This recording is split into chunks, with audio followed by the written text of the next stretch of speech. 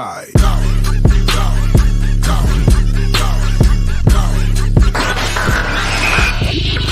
You are now tuned in to the Revolution Radio Show. Oh, what it is and what it do. You're officially tuned in to the Revolution Radio Show on 102.3 FM, KCAA in the Inland Empire, worldwide on the iHeartRadio app and on the NBC Radio Network. As always, I'm your man, J Love, a.k.a. Uncle Jiggy, joined by the statesman himself, Mr. Farron. How you doing today, sir? Man, I'm doing great, man. Great. Man, today is Wednesday, the 30th, 2021, and I'm about to get in it. I don't even know if I should jump into the main story yet or go on some fluff real quick and give people a minute before I give it to them. Give them a minute. Give them a minute. Okay. Yeah, give them a minute to settle in. Okay, I'm going to give them a minute. Get their water. Just water and popcorn. So we ain't going to talk about the Capitol insurrection. Let me throw that story away. I don't care. You know what I mean? Let's see. Let me see. Do I talk about the backlash from black faculty and students over initially? Whatever. Let me see. Do I talk about the rescue efforts? Okay, we getting rid of that rescue. Hurry up and get your water, ladies and gentlemen. Hurry up because we're running out of stories. What about the Tour de France story? That's an interesting story. You know about that one? I don't know about that one. Okay, so most people have at least heard the term Tour de France, right? It is this amazing race in France every year that is like the elite of the elite when it comes to bicycle racing, right? Once upon a time, the greatest on the planet was a gentleman by the name of Lance Armstrong, and he did it all with just one. I'm trying to say how we say this. One additive.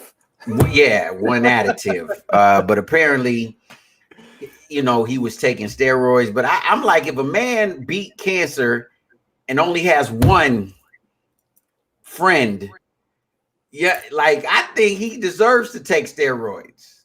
Am I off? I'm off. Yeah.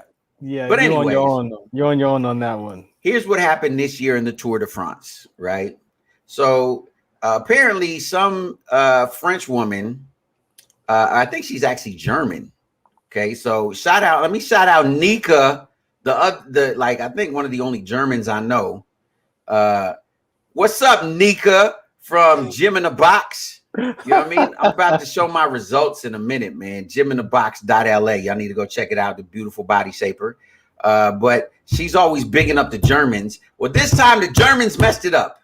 Not to say that they've ever messed it up in other parts of history. No, we're not talking about that. No. What we're talking, because the Germans, last time I went to Germany, they were real good to me, except for the time that a few little German kids brought up Donald Trump and was laughing at me. And all I did was say, well, if I take responsibility for Trump, you got to take responsibility for Hitler. And then they was like, oh, no, never mind. Like, whatever. But here's what happened. I digress.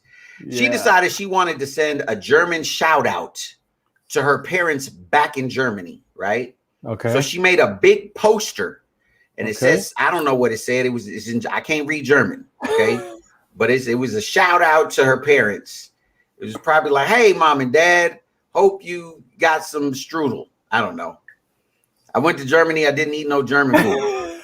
I was eating burgers, okay, and Pizza Hut. But so what happened is that this particular leg in the race, right, when they were just starting out, right, she leans out in front, like to get in the camera, and she was leaning over into the lane where the bike and caused a super terrible accident, right? Oh, yeah, man. She literally bumped right into the front dude. And it just was like, as in the beginning, they're all bunched in together. Yeah. Right. Yeah. So it was bad. So, yeah, man. So basically, and then she disappeared, right? She was like, oops, my bad. So it says that the woman who allegedly held out a banner causing the crash of dozens of cyclists during the first stage of the Tour de France last Saturday has been identified and is undergoing police questioning The Brest prosecutor's office told CNN the accident happened 45 kilometers from the finish on the first stage of the race on Saturday. From Brest, I hope I'm saying that correct, to La Demeure. Yeah, when a female spectator on the side of the road held a big sign which caused the pileup. It's not evident what she meant to say on the sign, which said "Allez au pays ami" in French and German, which translates to "Go grandma and grandpa." Okay, that just made me more mad. You gonna be like, "Go grandma and grandpa"? They not in the race. Imagine if you were part of them cyclers, like you trained, you was training for the tour. Like this year, I got it. This year, I got it. Yeah, I feel good. My legs feel good. My lungs is good. What's up, Leo? Shout out to you, Leo, on Facebook. My lungs feel good. And then all of a sudden, you're ready. This is the first stage. And go grandma, go grandpa, shut your race down. So let me ask you this. Should we chalk this up to just an accident, or should she be prosecuted to some degree? Is the footage her actually leaning into the camera? Dude, she's leaning in to make sure she gets in the camera. You know what I mean? To be seen. Yeah, she's got to go down for that. She's got to go down. She's got to go down. She's going down for that one. Especially because isn't like the Tour de France kind of like their Super Bowl? Oh, that's major. That's I say super. Like I mean, I know I'm not necessarily into it, but I know it's a huge thing, like internationally, like teams from around the world. Yeah, that's major. And she caused the accident. Yes. Yeah. So run the instant replay and let's see. Look, man, this lady, I just really think that you know, she about to be the most hated person in Europe. Because now that first of all, you know, somebody from her town knows her. You know what I mean? Like, you know, they were watching, because everybody watches the Tour de France, right? So they're like, this heifer, did she just apparently her neighbors are black and from did this heifer just so now, like, would this be the equivalent of a Karen in the US? Like, could this be Karen type behavior? Oh, I don't know about Karen, but no, not Karen. No, she has her own category. You know what this is like, kinda? I know what this is like, and I'm not even a baseball fan. Maybe you know this. Are you a baseball fan? Somewhat. I just know that I think it was in the 80s. There was a famous game in Chicago, and the dude in Chicago reached down from the stands and caught the ball, and the dude could have won. And they could have won. It's like that, right? Right. That was a terrible analogy because I know nothing about baseball. I think it was Chicago. Maybe it was Boston. Was it Boston? Maybe it was Boston because they had the curse, right? Boston had the curse of the Bambino. Can we play if I find it, can we play it? Play what? The clip of the crash. You'd have to just upload it. So during the course of the show where we play some music, you do that. So let me get to this other story real quick, and then we're gonna get to the main story. Okay, because I want to jump in on that one because I know people are gonna have something to say. So that we know that everything ain't a black thing, because I got all kinds of DMs yesterday and all kinds of messages, and even today about Jay. There it is. Jay making it. There it is. See, the Tour de France. Let's see. And so, wait, are we gonna do this, or we'll do this first? So, are you playing the video? I found it. Yeah, I found the clip. So when you're ready. Okay, go ahead and play it. Oh, you want to play? All right, here we go. Yeah, go ahead and play it. Let's see. Sell it. Press play. This is how this works on the Revolution Show, ladies and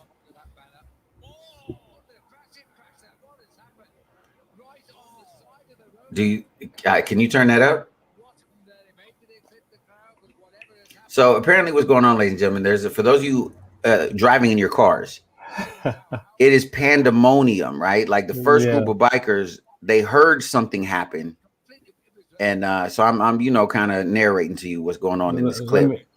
Let me bring it back. Okay, he's gonna bring it back. You might have to turn it up because I could barely hear it. So I don't know. Yeah, I gotta click this one button over here. See, this is why we need more black people in technology careers. I got it right here.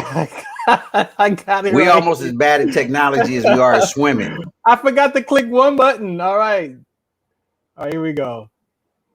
Here we go. Let's see what happens. Here we go. Let's see what happens real quick. That was a little closer than 126 as they've gone under that banner.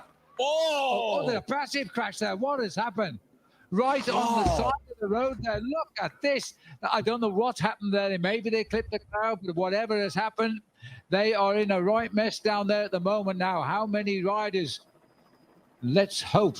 That is a massive crash, Bob. It's completely, it was a Jumbo Visma ride. It wasn't Roglic, was it? I think that was Tony because Martin that just went down. It could have been Tony Martin. Yes, it could have been. And he just hit the side of the road and lost the front wheel. You can see right on the. It looked like pilot near error. the front. Watch him try to get around his teammate and go down. Oh, it might have. Oh, right. So they're trying to figure out what happened. Nasty ridge on it. So they're trying to figure it out, right? While it's going. Then later, they look at different camera angles, and that's when they see the lady. Wow. So, and whoever Tony is, he must be a big deal. Tony was a big deal. Because they knew him right away. They were like, ooh, that was Tony. Tony, well, Tony was supposed to do this real big. I don't know why I turned into an old Negro every time You're going back to your ancestors. I guess. So I guess, lady, your life is about to suck. So that being said, I got a story to prove that I don't just look out for black people. I'm looking out for white people right now. Okay. I have been talking about police reform nonstop on this show. Okay. And I said that even though disproportionately, I feel that police culture unfairly targets black people, people of color, black and brown people. But I said overall, there is a very dysfunctional culture of bullying in police departments that doesn't just affect black people. Well, ladies and gentlemen, during a traffic stop, an Arkansas sheriff's deputy shot and killed a 17-year-old named Hunter Britton. The teenager was putting a jug of antifreeze behind his back tire. See how I did that real quick? Behind his back tire, so his vehicle wouldn't roll into the officer's vehicle, right? So family members told Vice News. This is a young white kid in Arkansas. He was putting antifreeze. That's it. He wasn't doing nothing wrong. But there's just a culture of shoot first and ask questions later, or billy club or mace or spray or kick and punch in the face, taser. And all I'm saying is that, look, I believe, let me be clear when I say this. Actually, I'm going to word it this way. I have to believe, right, that the vast majority of people who take the oath to become police officers do it from the perspective of they really want to serve the people, correct? But I think that there is too many bad apples and they need to be completely taken out before they've spoiled a whole bunch. Does that make sense? Here's my analogy to what you just said. I said it nice. Okay. I'm going to give you some food analogy. How's that? Okay. I'm hungry right now. Me too. All right. So look, when you make an omelet, say you're making an omelet and you got one rotten egg and you use 3 eggs to make that omelet, but one of those 3 eggs is rotten. Yes. And you crack it and you put it with your omelet and you mix it up and you form your omelet. That omelet is gonna still be stink with the 1 egg. Yeah, I'm so glad you gave a great analogy that I can get behind. Okay, so it's 1 rotten egg could stink up an omelet. Yes, let the church say amen. So it's 1 police officer, y'all, can ruin the name for the rest of the officers who are not doing what I've been saying. Things. How come when you say it, but you can't blame the other 2 eggs? but they mixed up with the rotten egg. Right. So they all together. The issue is you should have checked the eggs before you put it in the rest of the eggs. I'm trying to check the eggs. Right. I'm saying so it's eggs. not, but you can't point out individual police officers. There's a system that's messed up. That's what I've been talking about. But you can't point out every cop is bad. No, you can't say that. Can't say that. No, I can say a lot of them. I can say a lot of them, more than one rotten egg. You can't say a lot of them. Man, don't make me start saying their names. You can't say a lot of them. Hey, a lot. The numbers, it ain't gonna add up. Man, these numbers are gonna add up for real. If you got 20 cops, and even if you got 20 cops and 5 are bad cops, it's still not all of them. That's a lot of bad. 5 out of 20. That's a lot of bad cops. That's not a lot. That's a you still got 15. You got 15 cops. 1/4 of the. Do you know how much damage you could do with 1/4? Would you take right now 1/4 of $1 million? Now you comparing fruits and vegetables. you can't. Look, all I'm saying is this. You're right. There is a system in place.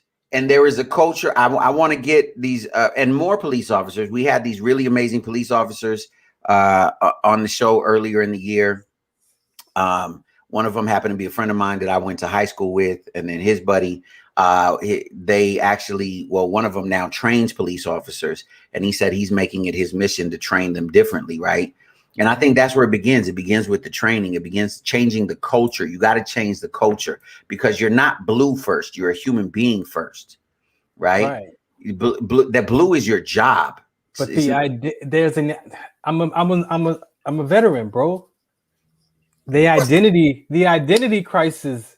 You have to deal with that. Attitude, ego comes with that blue uniform. No different than it comes with the camouflage. So they need to do something across the board and retrain all of them with their mental issues and emotional traumas and start healing some folks. But that's still not going to solve the police issue. You talk about 1 cop out of 5. That's not going to. I think it's more like 3, but whatever. Oh, 3 out of 5? That's way too much. But 3 out of 5 is too much. I gotta say, for real quick, condolences to the family. I'm not gonna let you get away with that. That's why I can't let you get away with that. I feel you, but condolences to the family of this young man, Hunter Britton. I hope I said your last name correctly, man. Regardless of the situation, a life was lost. You know what I mean? And so my point when I bring this up over and over and over again is that to be in supposedly the greatest industrialized nation in the world, we have to do better. So that's my point. And it can't be, and to prove it's not just about black people. Like I keep saying this all the time. Yes, I am ridiculously pro black, but I am pro humanity. I want people to win. You know what I mean? I want people to live in peace and experience justice. You know what I mean? We need to be at the front of the line because we was in the back for so long. So the problem is that I'm willing to bet that even though he's a white kid, find out where his ancestors are from. And it was marginalized just like all of us. So it's not exempt. Yeah. So sorry. So now I get to jump into the main story because I can't take it much. I can't take it much longer. So ladies and gentlemen, I do the world's worst impersonation. Okay, is the worst impersonation on the planet.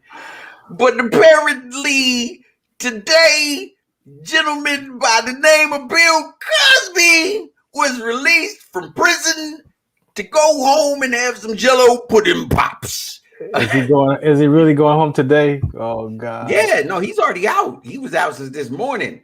So for those of you who didn't hear the breaking news, Bill Cosby was released from prison on a technicality.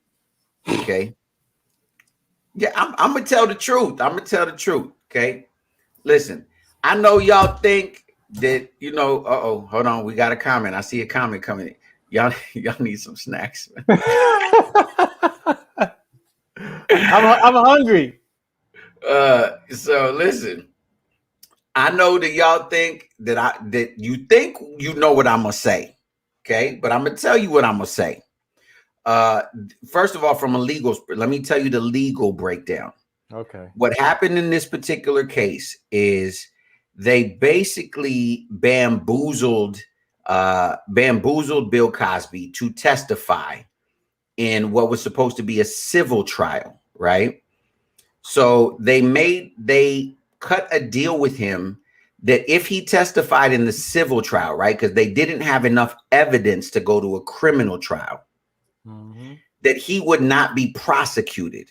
But it was like a real loose agreement. It was real, but still, as a prosecutor, you have to be very careful with the things that you promise a defendant or anybody that you did, right?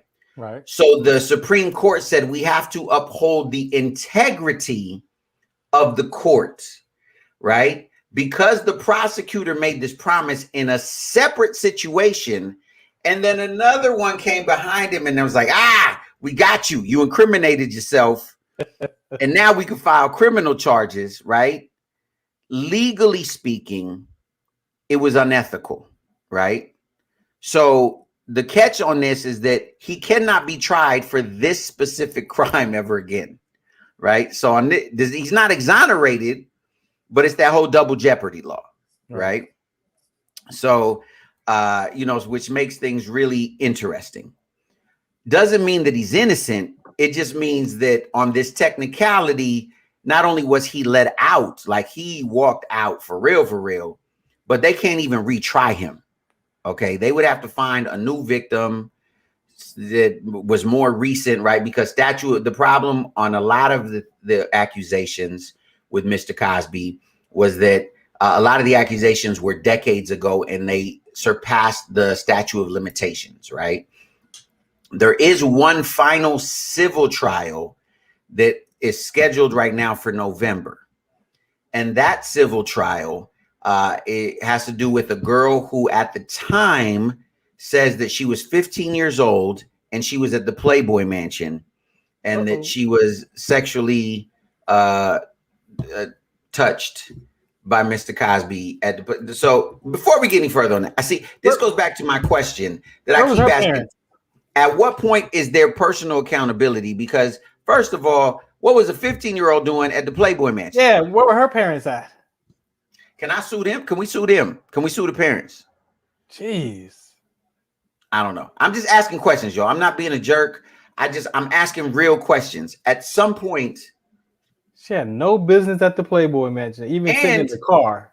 And where was I'm sure Hugh doesn't greet people at the door. Well, he's no longer alive, but when he was, like, I'm sure Hugh wasn't the one actually physically opening the door. So who was the dude at the door?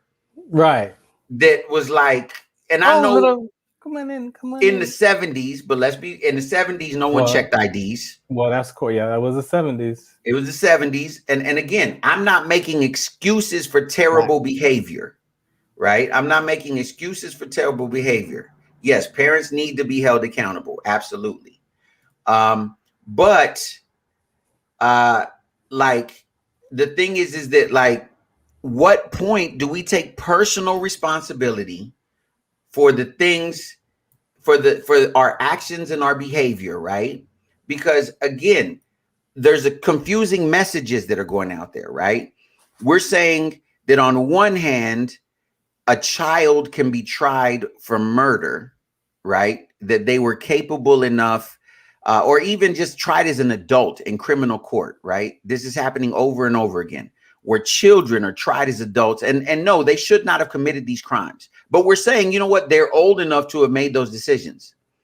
But then on the other hand, we make other people victims, and we say, oh, well, they weren't old enough to be able to cognitively realize, the outcome of their decisions. And it's like, where's the line is what I'm trying to understand. Because look, I will say this, Mr. Cosby, Dr. Huxtable, this I can say definitively is definitely, I've heard from many people who personally worked with him that he was a giant jerk. He was absolutely a pervert. You know what I mean? He was an adulterer. But those things don't necessarily equate to criminality, right? Because again, in the 70s and 80s, this is not to make excuses, people partied with Quaaludes. That was, you slip, you know, it was a thing, like slip them a Mickey, it'll loosen them up. That was a thing. Mr. Cosby wasn't the only one. And also, again, I understand Everybody the victim, go to jail. but like, again, it's one thing for someone to be victimized, right? And we definitely want to listen to victims and hear them and help them. But you can't be a victim and as an adult continue to date someone. And here's the issue that I'm asking. Was it wrong only because they didn't get, because here's the thing, we talked about Weinstein the other day, right? And the question was posed, well, they got what they wanted. So how is that bad? So now on the Cosby situation, is it bad because we have to decide, is it bad, period? Or is it bad because they didn't get what they wanted? Because if they got what they wanted, right? Because here was one of the complaints in these legal filings. The girl who, by the way, dated him for 3 years after the alleged incident, right? She dated him. She says that in her own deposition. Yes, we dated for 3 years. So I'm having trouble understanding this. Says that she became disillusioned because he kept promising her like a role on the Cosby Show. Bill Cosby is a douchebag, man. I'm just gonna keep it 100, but like he did this elaborate bait and switch. Like there's a movie role, there's a this, there's a that, and then they just never got like. I'm so sorry. We're not filming anymore. Theo and Vanessa, they was acting up, and I couldn't get anybody else on the set. Then came Rudy, and season's over. The season's over. Everybody go to jail. Everybody go to jail. That's my findings. Everybody goes to jail. So here's the thing. And the only reason why, and I'm going to give you guys an explanation because I've had many of my non-black friends already hit me up. Why are black people excited that Bill Cosby is out of jail? Okay. So I'm going to be honest with you. A lot of black people, it's kind of twofold. You have to remember, we grew up with Dr. Huxtable. We grew up with Fat Albert. He was one of our heroes. So you have that dichotomy, right? But we're honest, right? We know that he was a despicable human being, right? So we're honest about that. Do we think that he was a terrible, despicable pervert? Absolutely. Okay. Is he guilty of something? Undoubtedly. Okay. But you want to know why, and I didn't even say me, because people have asked me, but I didn't even say me. You know what I mean? But here's why some black people are excited that Mr. Cosby got out of prison. Some. I'm trying to answer the question. I can't speak for everybody. We haven't had the meeting of the all black. You want to speak for all the police though? Yeah, that's different. It's because of this. For so long, people on the other side of melanin have gotten away with transgressions because of legal loopholes, because they had the ability and the resources to manipulate the system. Sometimes, like OJ, let's be honest, black people don't like OJ. OJ said it himself. He ain't black, he OJ. The only reason we got excited when OJ got acquitted was because one of us got away. For all the brothers and sisters that done went down, it was like, whoo, one of us got away. And I know that's terrible, ladies and gentlemen, but when you lose for so long, when you've been losing for over 450 years, you take all the little victories you can get in the name of Jesus. You just, bless God. Won't he do it? Yes, he will. So y'all gotta understand. Y'all pray for me. Y'all pray for me. I'm trying my best to navigate this life and live good and be a good man. But understand me, sometimes when you've been seeing injustice on the other side of the table for so long, it feel good when it look like you and you like, whoo, hey, woo, hey. It was a technicality.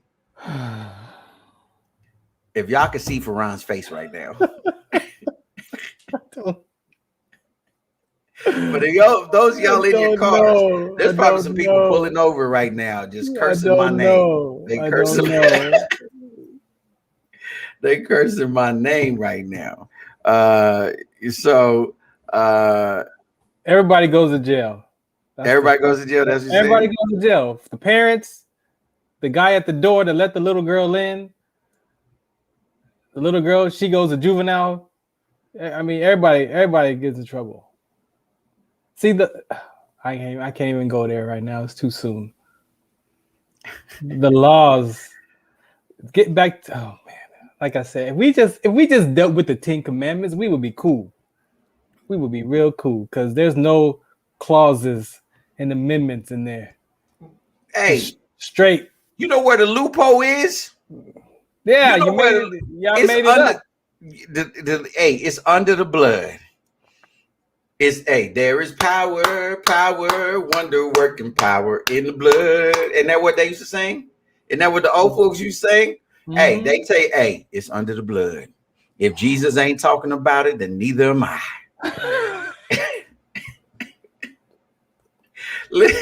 Listen, I want to hear from y'all. I want to know what y'all think about this case because here's what you have to understand.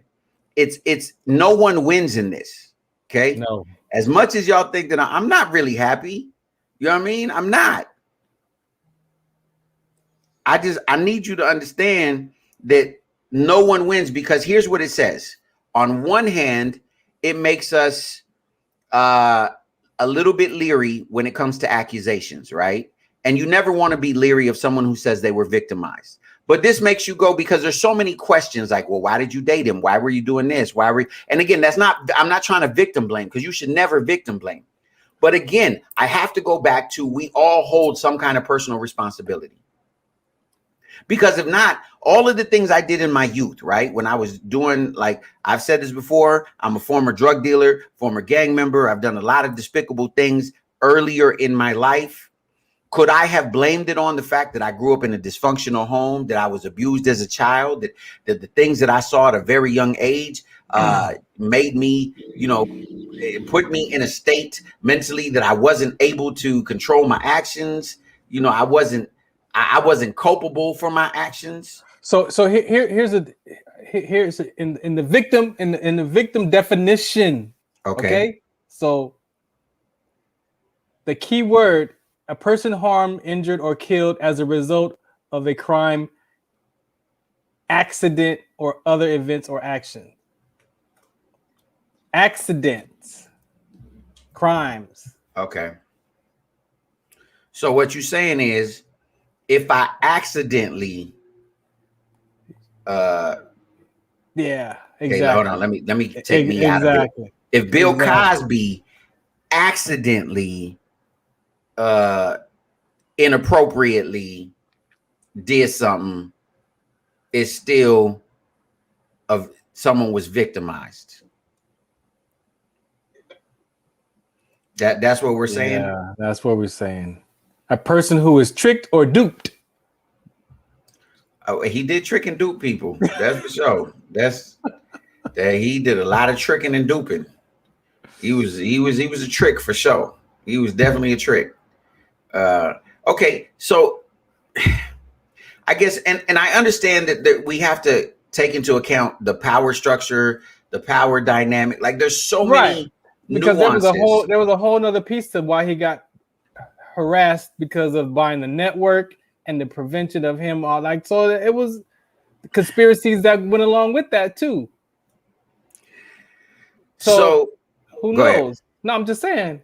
How come he's not a victim? That's what I'm saying. Is at what point, like, how do we determine? Because obviously we're not going by we've talked about this and you said it yourself. If we're going strictly on morality, then that's a little bit easier of a situation. But we're not going strictly on morality. we're going on all of these different nuances. We're going on people's feelings. We're going on the legalities of things. We're going on the technicalities of the legalities. And they waited so long. Why they wait so long? Why they wait so long? See, and again, but again, people will say you can't. How do you tell a victim when to cut? Like, there's so many different things, right? And then you have real life. And I'm not saying this. I'm not saying this about these women at all. No, it's not about the women, right? But we do have real life situations where, especially in this country, there is a history of men of color being accused of specifically sexual impropriety, right? Like, that's the easiest thing you can accuse a black man of. And no one will even blink twice and go, yup, that's exactly right. Guilty. I know personally, you feel me? I'm going to tell y'all a story. When I was 15 years old, my homeboy was dating, and I'm just throwing this out because she happened to be a white girl. I don't know if that had anything to do with it, but her dad did use the N-word when he referenced this young man. So I don't know if that had anything to do with it. This young man was a star football player. Okay. Him and this young lady were boyfriend and girlfriend, and they got to know each other in the biblical sense. The young man was a senior in high school, and she was a sophomore. Okay. Well, during his senior year, he turned 18 years old. A month after he turned 18 years old, because the father didn't want his daughter dating this young man, he convinced his daughter to say that he had raped her. Now, we all knew, the friends, like, nah, because I was at the house several times when they were getting to know each other in another room. There was no raping going on, because before they went in the other room, she was all over him. Now, a lot of women will jump all over me and say that doesn't mean anything, but I think it has something to do with something. This young man went not to juvenile, went to prison. Became a sex offender on the sex offender, the sex offender registry. Yeah. Okay. It wasn't until 15 years later that this girl broke down and apologized and said, I lied. My daddy made me do it because he didn't want me dating a black guy. Now, in my mind, this heifer should go to jail, and her daddy. I just said everybody go to jail. Here's the problem. He got sentenced to 20 years. He did those, and guess what? They still didn't want to let him out. Because did someone coerce you to say this, young lady? Oh, God. Because of white fragility, white female fragility, right? And so I'm just saying there is a history in this. And again, I know y'all think I make everything about being black, and I'm not trying to make it about being black. My point behind this story is that we have a very complicated story about a very rich and powerful black man who, by all intents and purposes, everyone will agree was way less than a saint. But there were so many other things and people around. And do you think he got, like, this was secret? Like, do you think nobody knew that he was dating like his wife knew he had affairs? Like his, like, you know what I mean? This ain't no. And I'm saying in this time, all of these different, I believe he was a jerk. I believe he dogged women out and he treated them bad. And he did the old okey doke. And I'm going to get you on the Jello pudding pop commercial. You're going to be the next. And they never did it. I believe all of that. See, how do we expect for our culture to even shift? I'm not even going to say change. Shift when we have these kind of examples. First of all, I know Bill, yeah, he was who he was, but if he put some stuff in the drinks, the dude, this is consequence. I'm talking about consequences, yo. Okay. Consequences, I can rock with you on that. And we need to, and there's no way around that. There's no way around that. Okay. So if it's true, if he did one drink or 50 drinks, he shouldn't have done the one. What caused him to do the one? Okay. He's got issues. Now I'm just asking a question. He's got issues. Just asking a question because I own a management company. Yes. I've counseled artists throughout the years, and I've, like given advice to people. And it's one of the first pieces of advice I give women as far as female artists or whatever. You don't ever have to have a meeting, a quote unquote business meeting with a man in a hotel room. I'm not even talking about the 3 o'clock in the morning stuff. Okay. Because I'm sorry. Ladies, let me say this out loud right now. Okay. Let me just say this out. I'm going to be very clear. Okay. If a man ever invites you to his hotel room, I'm going to give a safe time after 10:30 p.m. It's about the nookie. Okay. He ain't trying to do business. He ain't trying to, tell you how talented you is. It's about the nookie. I mean, really earlier, but I'm going to go to 10:30. You know what I'm saying? So definitely 1 o'clock, 2 o'clock, 3 o'clock rock in the morning. So let's be clear. But here's the truth. You can meet in the lobby. Right. There's some really nice lobbies. Right. There's some, man, you go to some of these nice hotels, man, the lobbies are amazing. You could sit down. I've had tons and tons of meetings. You know where one of my favorite places in downtown Los Angeles? The JW Marriott. They have a giant lobby that's amazing. They got a lounge. You can sit down there, you know what I'm saying? Get your little Arnold Palmer, you know what I mean? Have your little conversation and be about your way. The 110 freeway's right there. The 10 is on this side. The 101's on this side. Boop, boop, boop. Get wherever you need to go. But you ain't never got to go. So again, at what point is there personal responsibility? Because I'm going to give you one more key for free. There is not one person in the entire industry that can absolutely make or break you. There's definitely people that can help you. Absolutely. But if you truly have a gift, if you have a thing that you do, God gave it to you. Can't nobody take it away or stop it. Right. Well, I'm about to start preaching right now. It's about time. Whatever God done gave you, can't nobody get in the way of. Hallelujah. Go ahead, man. So that's my point. We have to start educating people. We have to start teaching people how to be responsible for your actions and think about the consequences before you sacrifice yourself or put yourself in a situation that's gonna turn negative, and then you're gonna be stuck with some unfortunate outcomes. I don't even know how to put that in words right now, but the whole point is, geez, think.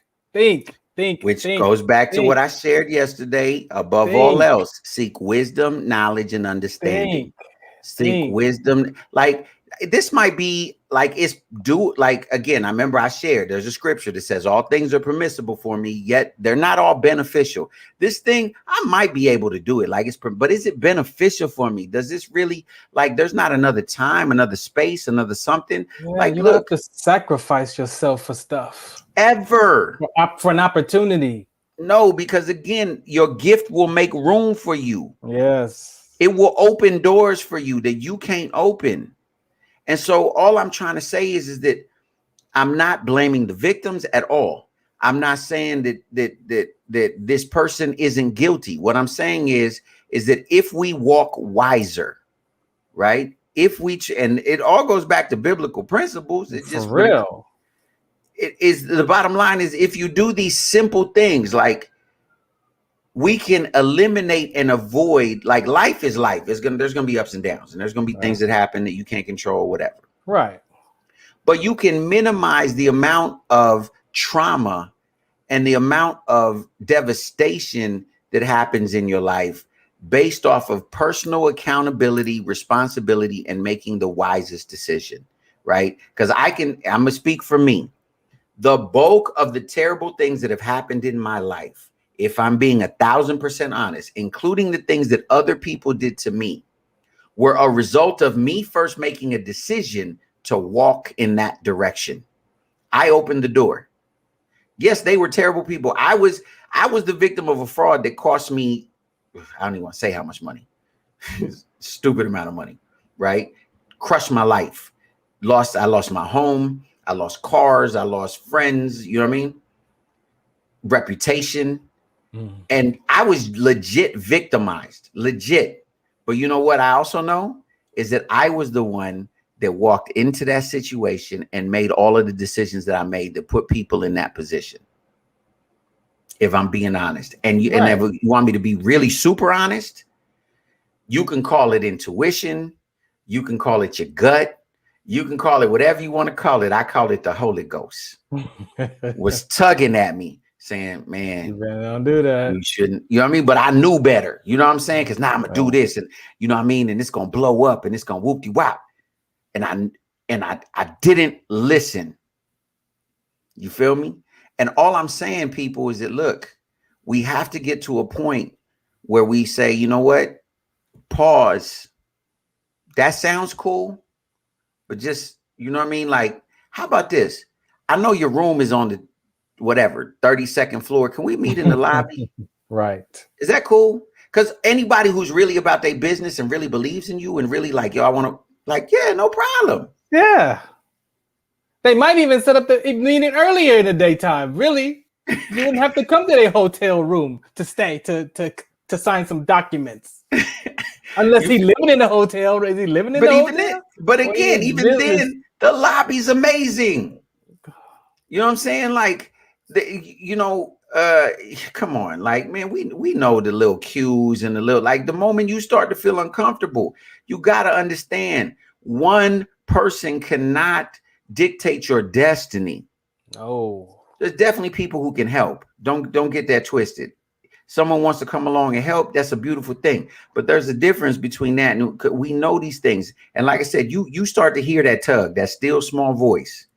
That still small voice start to whisper at you. Like, you know, you might not want to go. You might not want to leave your apartment today. You might want to stay home today. And if we're being honest, if we're really being honest, after we go through these things, the reason we're so devastated, the reason we're so hurt and angry is because we know in the deep down, like in your spirit, you know, like, that's on me.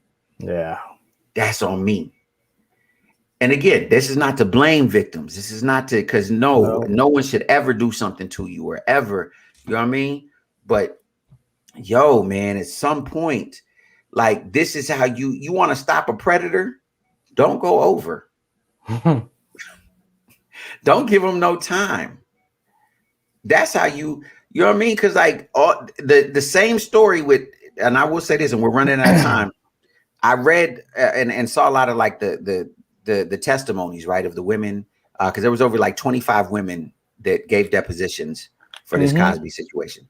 And it was a lot of similarities, right? Like they hadn't met each other, whatever, but there was a pattern, right? There was a pattern. And so one of the patterns was he always brought people back to his hotel room.